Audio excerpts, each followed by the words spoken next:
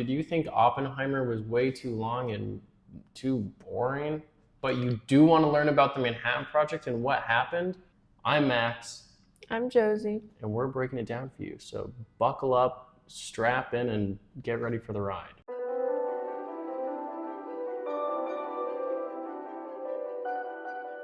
What was the Manhattan Project, Max? The Manhattan Project was a project started during World War II where the US, we wanted to be the first people to make an atomic bomb.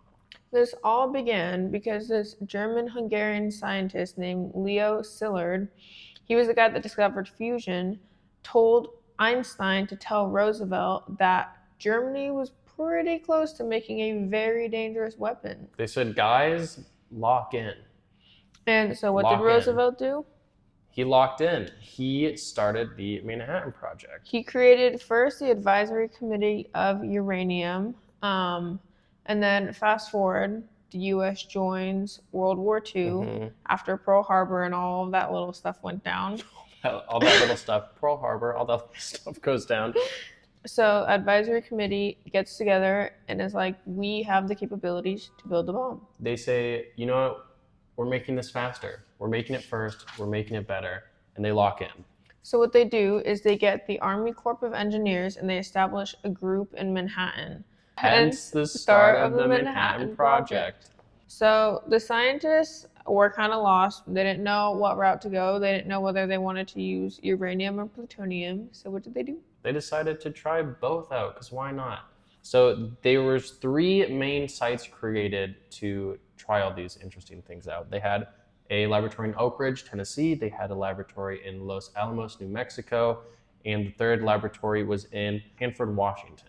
And with these sites, they became little communities. These places had schools, they had theaters, they had police stations, hospitals, everything you can imagine. Oak Ridge, Tennessee expanded to 75,000 people. Hanford became like 15, and then Los Alamos was around like 6. So Oak Ridge, Tennessee, it originally started, it was a huge complex to enrich uranium, and it later actually became the headquarters of the Manhattan Project itself. And it was also a small complex for plutonium. And when they started making groundbreaking moves on that plutonium there, they took that to Hanford and they built a huge plutonium processing plant there as well. And then Los Alamos came in and said, you guys are doing these crazy things, and why don't we got to get it everything together into Los Alamos? Let's wrap it all up, put a bow on it, and make a bomb. Essentially, that's kind of what happened. The enrichment process took quite a while. So while Los Alamos was established in 1943 as like the bomb design and development lab, the actual uranium plutonium wasn't ready till 1945. And in 1943 at Los Alamos, General Groves made a bomb design and development lab, and the scientist worked under our main guy, Oppenheimer. Robert J. Oppenheimer. The uranium bomb was pretty straightforward. It was just like a standard design for them, but the plutonium took a ton of work. Which is actually what led to what you see in the movie as their testing site, the Trinity site. They had to test the plutonium bomb because they didn't know whether it was actually going to function or not.